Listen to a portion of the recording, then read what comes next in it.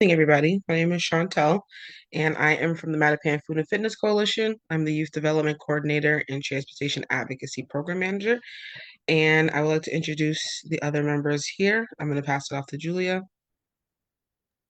Hi, everyone. Bear with me, I'm a little congested still. I am joining from Bikes Not Bombs. I'm the Director of Community Engagement, um, and really excited to bring Youth Bike Summit to Boston. I'll pass it over to Joshua. Hey everybody, Joshua with the National Youth Bike Council, currently located here in Austin, Texas, and I'm excited to talk to y'all today about the Youth Bike Summit. I'll pass it back to you, Chantel.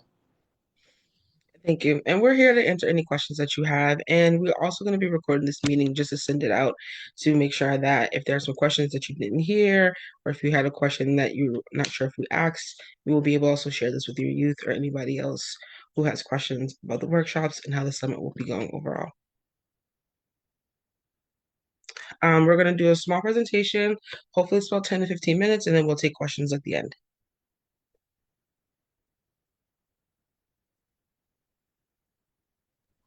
So what All is right. the Youth Bike Summit? Youth Bike Summit is going to be 3 days of youth and adults celebrating youth leadership, civic engagement, and bicycle education.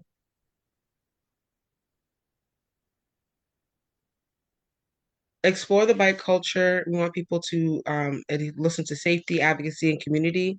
It's a different way for a youth to meet from across the country. It's really cool to see youth meet each other from different states. It's also a way for you guys to get to know Boston. We want you to explore Boston's past, present, and future by bike. We want you to build friendships and solidarity. And we also want youth and adults and anyone who participate to go beyond the bike, which means learning about the intersection of biking, environment, identity, nutrition, advocacy, and more.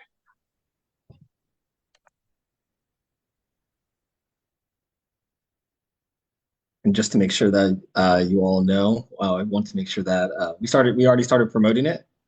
So we have already had like some, publications published, and we have the infamous golden handlebars that was handed over from traditionally from each Youth Bike Summit to the next host city. So Boston received it, and now we're going to be bringing it to Boston.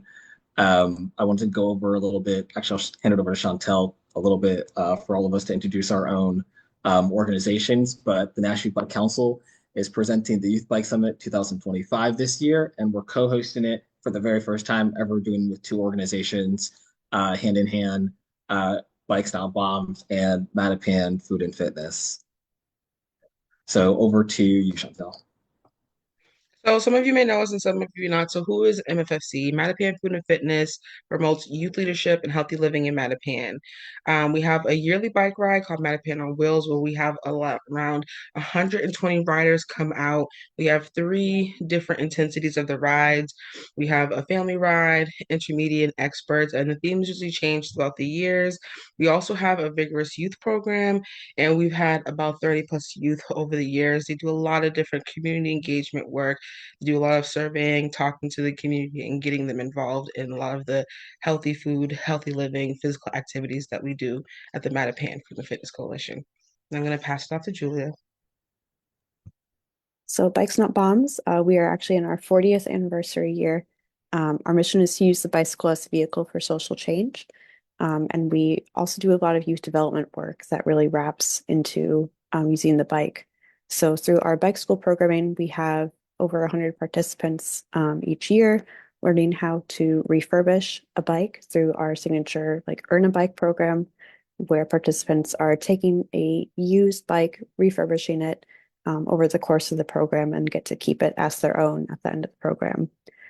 Since then, we've also expanded to include more paid opportunities for youth. So, our youth apprentices, we typically have around 30 to 40 each year who are employed with us and helping teach bike school programs as part of our community organizing work and working in our full service bike shop. The root of everything that we do is handling donated bicycles, which we started by shipping them overseas to our partners in the Global South. We continue to do that work, and we've shipped about 84,000 bikes so far. So we're really trying to balance both our local and our global work.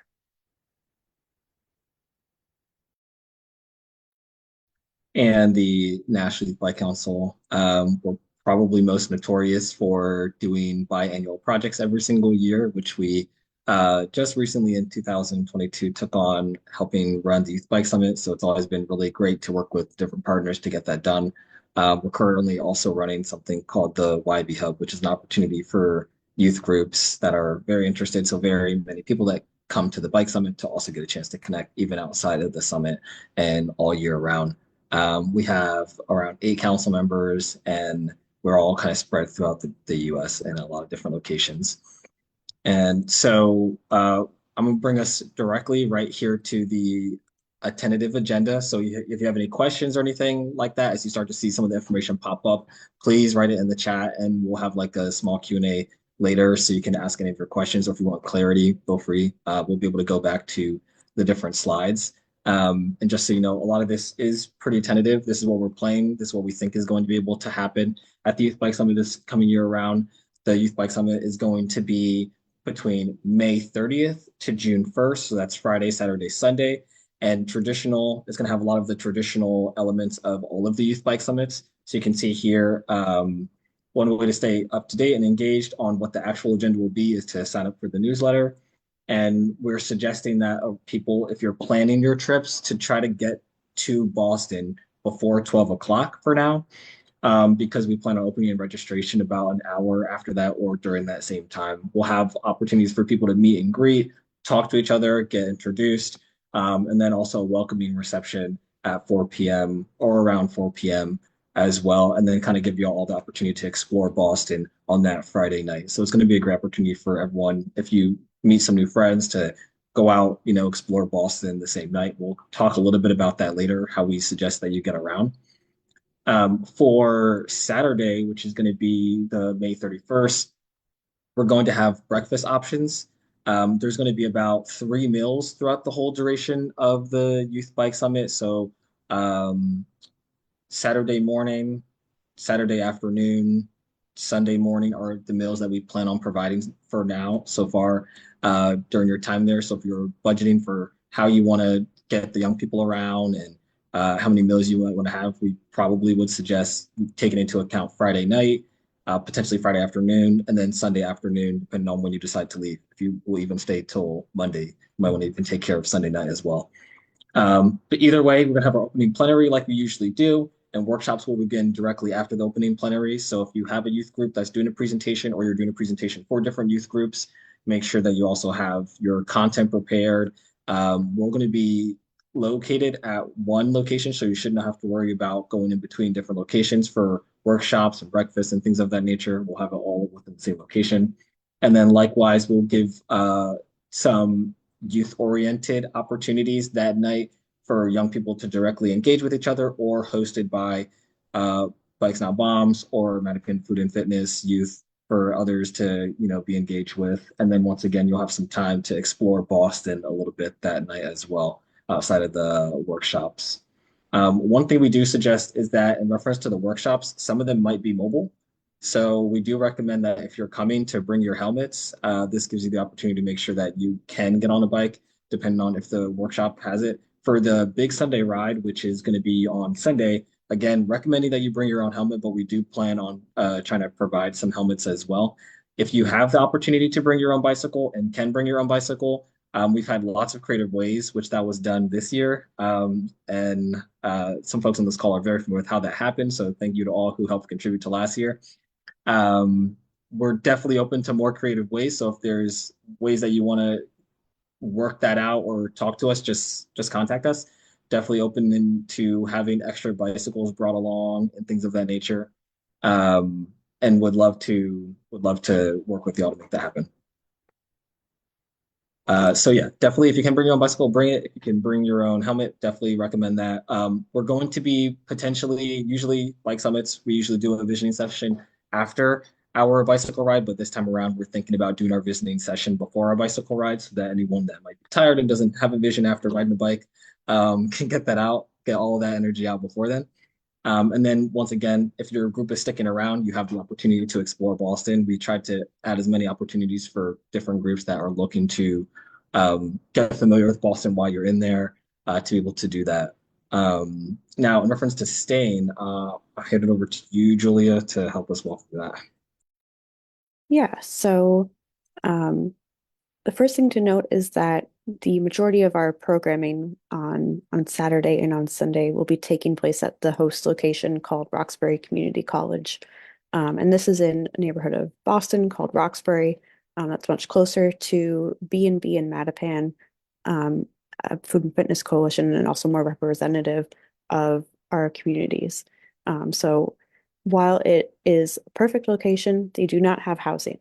However, we've been able to work with a great college downtown Boston called Emerson College, and are working on details of a contract with them for providing housing. So similar to this past year, we'll have dorm room accommodations, singles, and they're configured in kind of a suite style. So having a common space, it's swipe key card entry only, and there's security. Um, and it can house up to 550 participants. So we think it's a really good choice. It's very easy to access for people who are coming into the city for the first time via public transportation. It's really close to the main transportation lines downtown. It's a great hub for getting out and exploring. And there's a lot of new protected bike lanes in and around the area.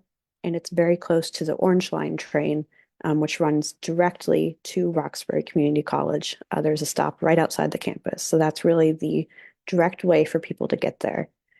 We don't have a confirmed hotel block yet, something we're still working on, but hotels in Boston can frequently be very, very expensive. Um, One good option is the Hostel Inn International HI Boston location is downtown. It's close by to Emerson, so that is an option to put on your radar if the dorm room accommodation is not for you. There are a lot of hotels downtown. You can typically find less expensive hotels a little bit further out. However, then you'd have to factor in additional travel time to go from, say, this like highway loop around Boston, which is called like the 95 loop. Um, so a town that would be a little bit further out, you might have more affordable hotel room, but would be really need to factor in that transportation time.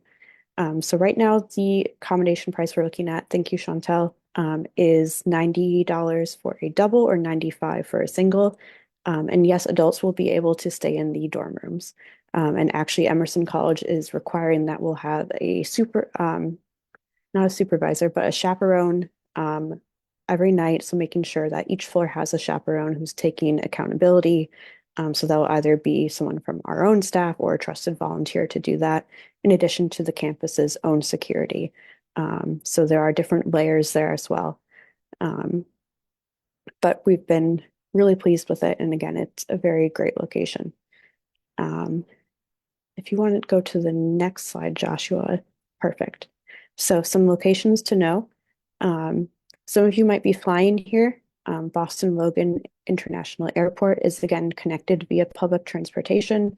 There are buses and will take you directly to a train station called Airport. It's fairly easy to navigate and fairly affordable.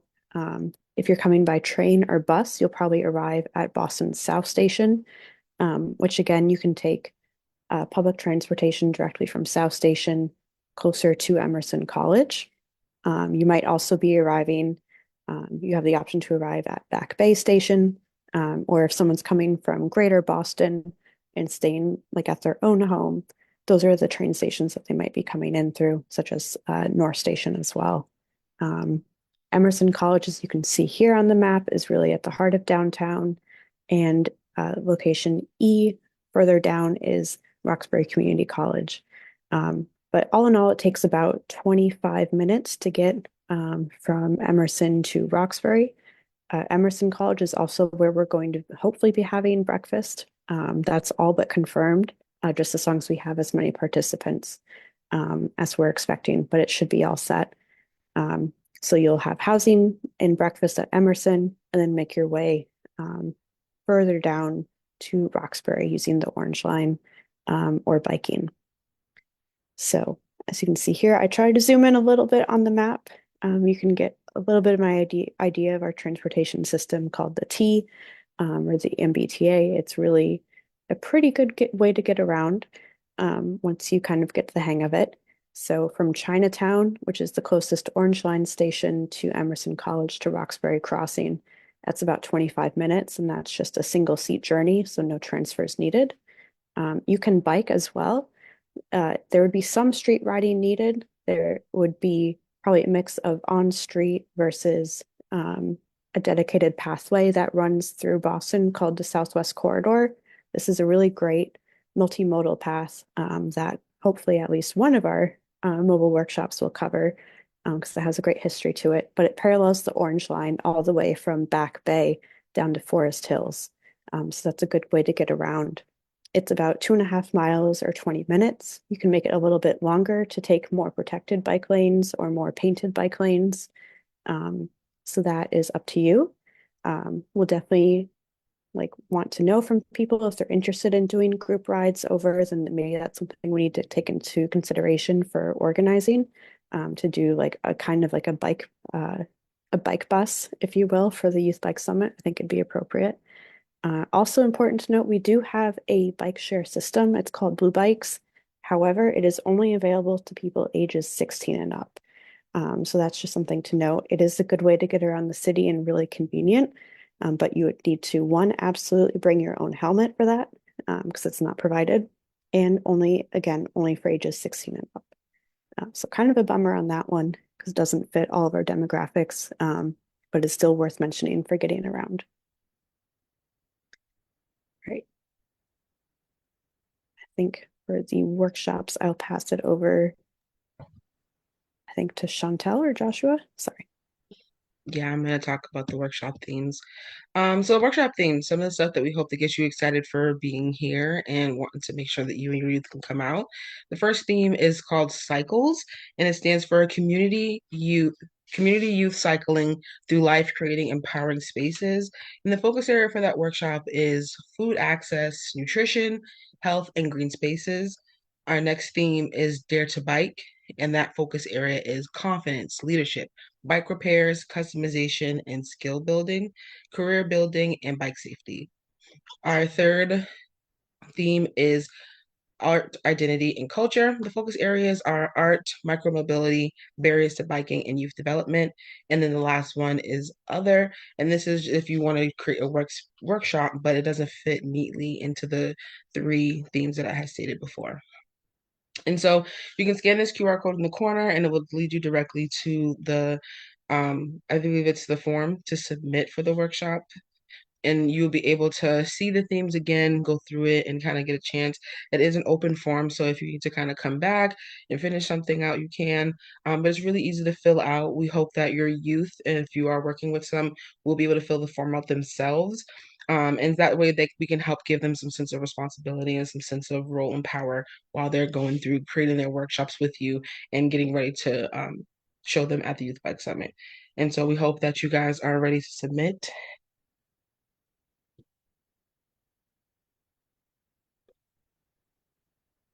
I think you can go to the next slide. All right, so some proposal guidelines are workshops may address topics including cycling, youth education, advocacy, and more. You can have a panel if you want. Your workshop can come into different forms. We do ask that you keep it to 60 minutes long. And the audience is, of course, youth, teens, college, and graduate students. You will have educators, advocates, and community leaders and advocates there. And you might have some industry people from us like MBTA or other organizations. Some examples from different things that we've had before is a mobile tour by bike, of course, and a community garden, some food pantries, and learn about the intersection of biking, food, and sustainability.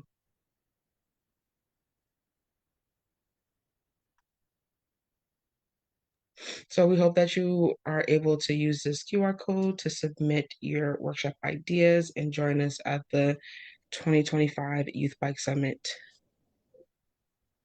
And also wanted to add on as well, some other frequently asked questions that we get before opening up the Q&A.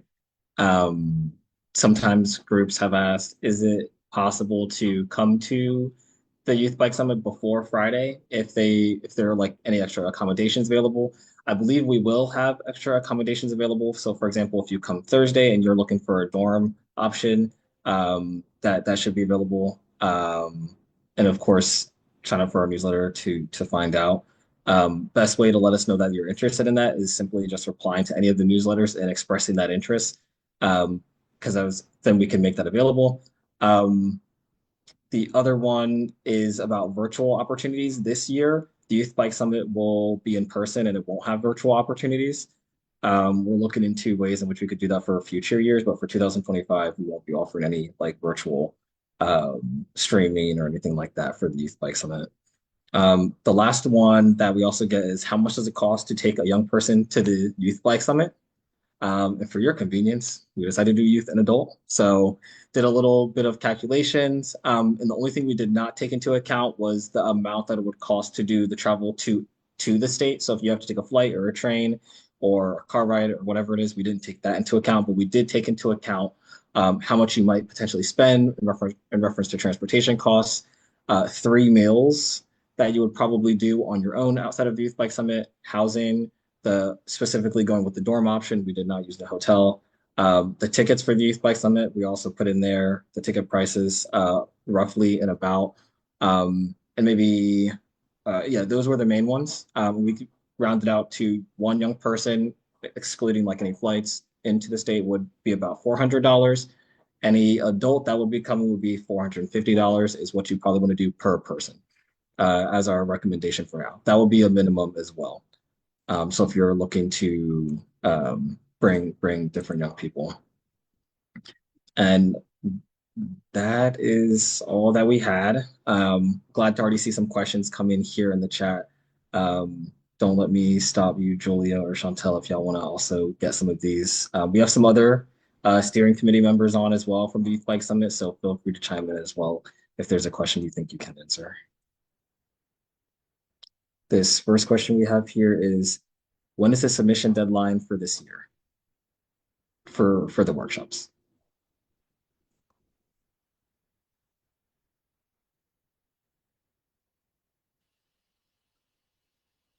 Do you want me to hop in and take that one, Josh? Yes, please. Great. Yeah. So my name is Roland Hurlbert, and I am a volunteer helping with the workshop planning committee. We are setting a deadline of March 1st to get all workshops in via the Google form.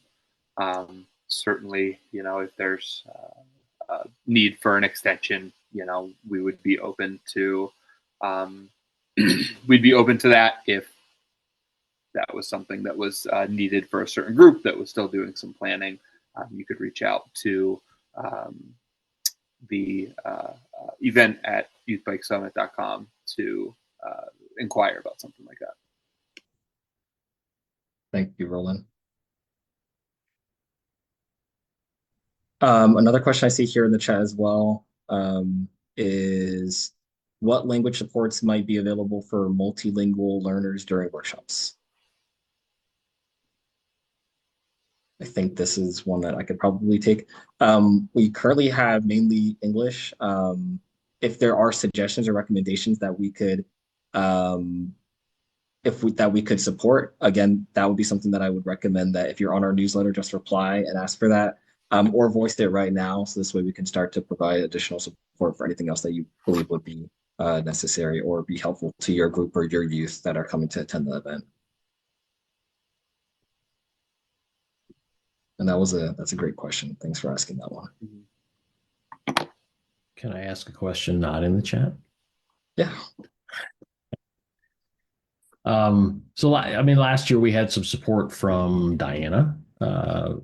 Obviously, she was from Allentown, so she was really kind of critical to help, do a little bit of fundraising, do some organizing to bring some folks out from Illinois. I mean, that's kind of what we're hoping to do again. Having experienced the summit, I have a better idea, right? So we can be proactive in our fundraising, but are you anticipating kind of groups and assisting groups to kind of make things happen and get folks out there, or kind of hoping that organizations can figure it out on their own. There's no rush. Actually, I think the context actually, if you want to explain maybe to a larger group like what y'all did do last year to kind of get to the Youth Bike Summit and who you brought. Yeah, I mean, so I didn't know anything really about the event, and so Joshua was able to obviously share information, got all excited, and Ride Illinois, we're a statewide bike advocacy org, so we don't do youth programming, but we saw the value in bringing young people from Illinois and organizations from Illinois. So we expressed the interest, and we had some insistence. We got connected with Diana. She helped do a little bit of fundraising, helped us figure out some of the logistics. And this might be valuable for orgs that are coming for the first time, right? Who just don't know what to expect. So it was just kind of having a person almost like on the inside, and Diana was doing it all on her own time. But it proved valuable for us because we didn't know what we didn't know, and she was able to help just kind of answer questions and ease us into the experience, which was really great. And I know one thing that was very useful was gathering some local support. I think the majority of folks that help you get to the Youth Bike Summit were either located in the same city or near the same city. And so it definitely was like fundraising on behalf of like Diana and yourself and putting the effort together. But it proved useful. And that's what we hope to do this year is a focused fundraiser to say, we want young people from Illinois to attend this. Here's our goal. Here's, what it's going to allow us to do, figure out the logistics of travel and stuff like that. But that's kind of how I'm thinking about it. But I still think having that, and maybe it's just someone to fire questions off to when they come up. Just kind of almost played like, a quarterback role or help a traffic cop role, helping out, figuring out how do we make things happen and what questions haven't we asked, So again, just proves useful for us, and it might be maybe not too much of a burden, but a service that can help bring some other groups out, especially those that are traveling from further distances. Yeah, thanks for voicing that. If anyone else from the steering committee has any other advice for Dave, let him know. The only thing I would say, Dave, is we might not have as much power as Diana had, but we're definitely here to answer questions, to be able to help so that you and your group or the folks that you would want to bring could also still make it. I have a question a little bit related to that. I'm from Pittsburgh, first of all, and I coordinate a cycling program within our school district across the 3rd through 11th grade. And I've never been to the summit. I've been hearing about you all for years. And I guess I was curious how oh, yay. Hi, Roland. We should connect. Okay. Anyway, I saw the chat that this person's from Pittsburgh too. Anyway, how do youth typically hear about this to attend? Is this something that is there any information that I could share with my students? We have a lot. We have hundreds of students every year who participate in our program. And some of them have just started to get into a little bit more leadership positions. So is that I would kind of strongly suggest that they come and we do what Dave said, kind of fundraise locally and then go? Or is there I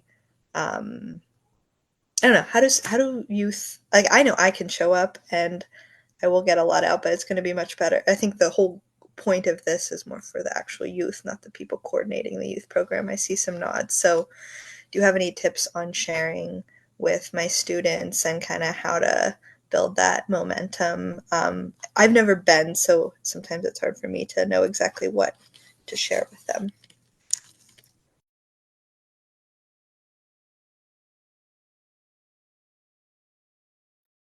I had my hand up to respond to Dave. Sorry. But no, it's okay. I'm just trying to think of how to have an answer for both of you at the same time. Well, feel free to take Dave's and then mine. I will say on the the logistics slash like getting people here side. We're here to answer all of your questions around transportation. There's plenty of info out there online for how to get around, but if you have questions specifically about like how to, bring bikes onto a train, or would this, itinerary work out? What do you think about that? You can reach out to us. Our FAQ page on the website is not fully fleshed out yet. So we really want to have like all the information out there, and set kind of behind the scenes before we put it out there and make sure we're getting the same message to everyone. And I think that's what's really helpful about having this Q&A session now, is that it's helping us think about, okay, what are the things we need to address sooner rather than later to make sure that our attendees know what they need to do in order to attend or to help get the word out there. On the fundraising side, I believe it's usually kind of a both and. So I'm not sure who Diana was necessarily, but she sounds like a Wonder Woman. We are doing a lot on our end to fundraise locally, to raise money to cover this event and keep costs low for participants as much as possible. And that's why we're still trying to determine what exactly the registration costs will be, because we do still have some promising prospects out there. So that is like the first like line item that we want to get to folks. And I believe last year it was around 200 per person, I think with early bird pricing and regular pricing. And we'll probably take a similar approach to that in early 2025 as well. I believe event registration will be primarily just through our website, and it'll have all the information there. And we'll also take your information around housing needs. And housing is provided separately from registration costs. So that's the dorm room option of $90 to $95 a night. So that's something you can already kind of pair out. We'll also have online the full list of what meals we will cover, included as your registration, and what meals you will need to budget for as well. When B&B attended in 2024, we had to set a budget on our own end. So referring to like the IRS per diem estimate, to kind of guesstimate what would the costs be on our end. So from there, like using that and multiplying it by, the number of attendees you want to have, that can give you that goal number for fundraising.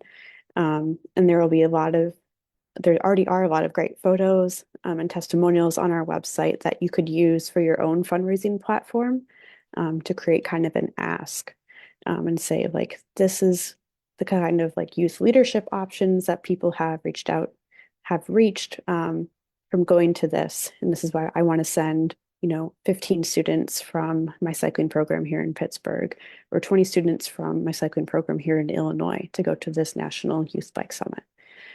So I think that's something that is really a good way to do it, but we are trying to do our best on our side to keep costs as low as possible and reaching out to folks.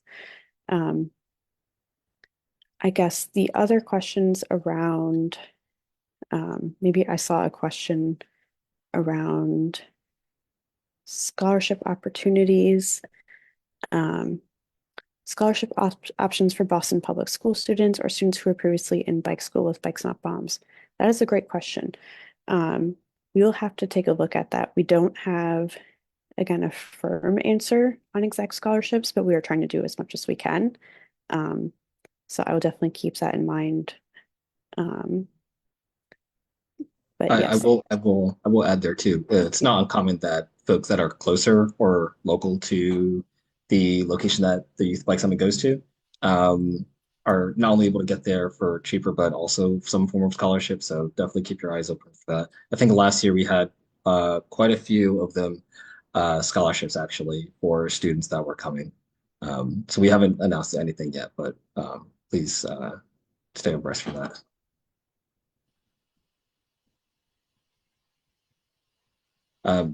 Laura, did you feel like your question was answered? Actually, another part that I did want to answer or add to that too is we have had groups in the past that have come from schools. I think one of your questions was, how do students learn about it? To Julia's point, Julia mentioned if you're trying to do fundraising, definitely take some content from the website, of course. Another part is another way that we do get students to come usually is from like nonprofit programs. So after school groups, they usually have a little bit more flexibility. And so therefore, when they bring a staff member, they usually bring one or two young people with them as well. So that's how we get like the majority youth events. For schools, it is a little bit different because sometimes the leadership that is involved in the student group may or may not have a teacher or sponsor. So it's always important that there's some form of teacher representative or adult representative that can help those students because then they could start thinking about fundraising. They could also start thinking about travel because fundraising is one part. Getting the travel part together for the students is something completely different that every school and every district takes a little bit differently. So we'll leave that part up to the schools and the teacher sponsors to be familiar with because it's not uncommon for students to travel. It just depends a little bit, but yeah, we used to have a fundraising kit, and we're currently working on getting that back together, and we'll tailor a little bit towards student groups as well.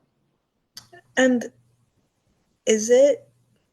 would it be odd if I have family in Boston. Would it be weird for just an adult to come scope it out with the goal of bringing kids next year? Like, can adults just come themselves too?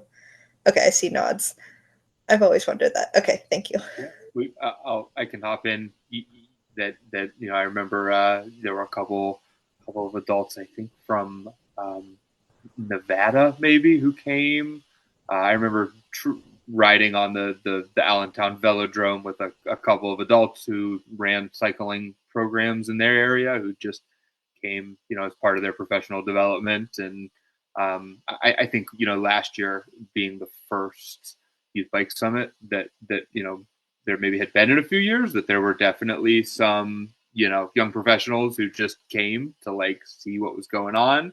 I know, speaking from my personal experience, I attended with Pittsburgh Youth Leadership with a couple of their, dedicated staff members. I'm just a volunteer for them. We only brought one young adult with us as like a kid representative. I think maybe that the organization wasn't quite sure because, they hadn't done this before or didn't know. I think going forward would love to attend with a larger group of kids. It did feel like many of the nonprofit groups or, bike shop groups that came, with 3, 4, 5, 6 kids, whatever it may be. That was really it was really the environment for them to like meet folks and have a good time. But the networking aspect, from a professional standpoint was also extremely valuable. So, would not dissuade anyone from coming in any capacity. Yeah, and Laura, I'll add, and I see that Pablo joined. Like we had a crew, I didn't know any of the 4 that came with us. And I mean, it was I think, an even better experience because of that. So I was showing up for, as my organization, wanting to figure out like what makes young people tick. How do we keep them interested in bikes and that? And it was super valuable for me. Like I said, we don't do youth programming, but the things, even the little nuggets of information or the connections, like Roland said, like that, you couldn't put a price on that. So I would encourage you to somehow figure out how to get there. Thank you all. Yeah, and also don't want to sign anybody up for anything, but always recommend that groups, like if a group is coming from a particular location, traveling together makes things so much easier. For previous Youth Bike Summits, my group has done something like that. I think in like 2016, 2015, and 17. It made things easier because we were all coming from the same location.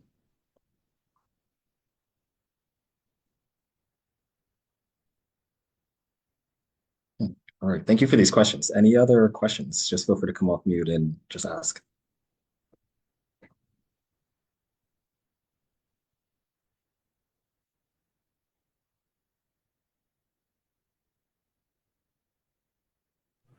Hey Joshua, last year at the dorm room, the Pennsylvania made us do background checks with our state.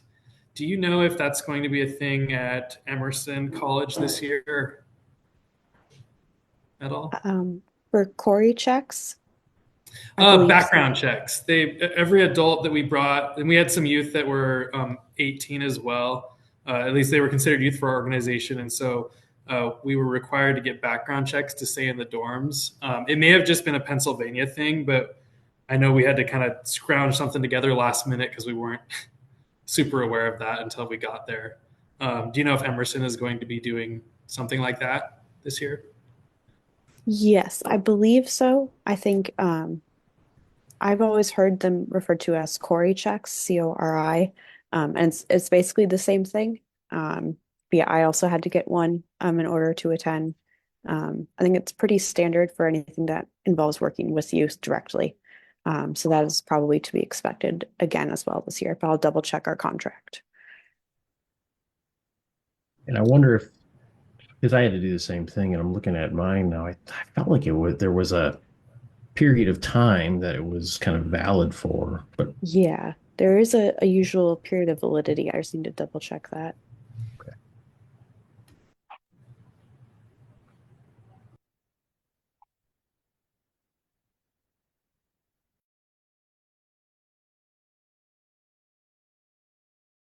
One question I have to some of the folks currently on the call that are thinking about coming, if you were like, how many young people do you think that you might bring, and do you think you would motivate them to do a workshop? Obviously, we just showed some of the themes, but knowing what exactly, not necessary, but how many folks do you think you might bring in? What workshop do you think you'd encourage them to do a workshop?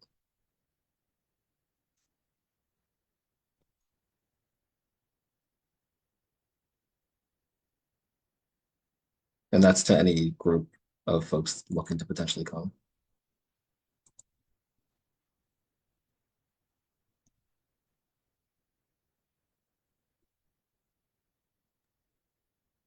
I'm hoping to, again, we don't do programming, but out, we're connected with several orgs in Chicago in particular, but also some like been trying to get them excited in the hopes that they'd be willing to do a workshop. I know Blackstone Bikes recently met with them, and they seemed very interested. So that's kind of the role that I hope to play. As far as the numbers, Pablo, you and I need to scheme and figure out how many people we can get.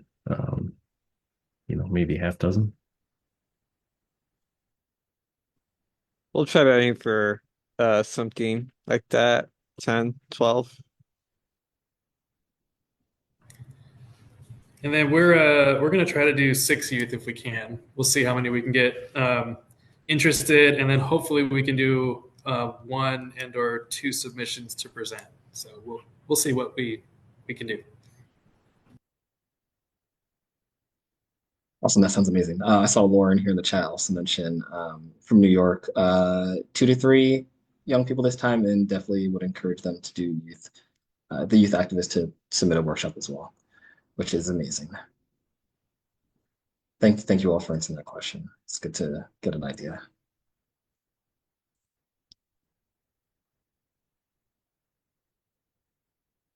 All right, if there are no other questions, going once, going twice.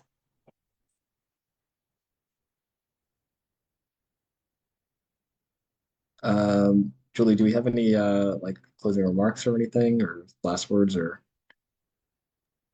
I do not. Besides that, this has just been really helpful, especially in terms of the order of things we should prioritize to get info out there, to get more people engaged and help spread the word. Again, take a look at the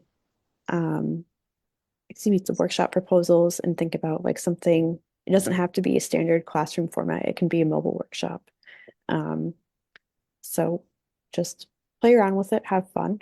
And hopefully we'll get more information out to you soon.